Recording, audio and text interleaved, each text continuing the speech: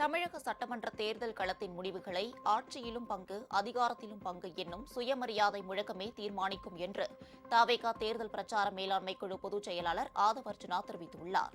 இது தொடர்பாக அவர் வெளியிட்டுள்ள எக்ஸ் தள பதிவில், தமிழ்நாட்டு தேர்தல் களத்தில் தற்போதைய நிலையில் ஆண்ட கட்சியும் சரி ஆளும் கட்சியும் சரி தனித்து 40% வாக்குகளை பெறும் நிலையில் இல்லை. அக்கட்சிகளின் தலைமையிலும் மக்கள் செல்வாக்கு இல்லாதவர்களாகவே உள்ளதாக குறிப்பிட்டுள்ளார்.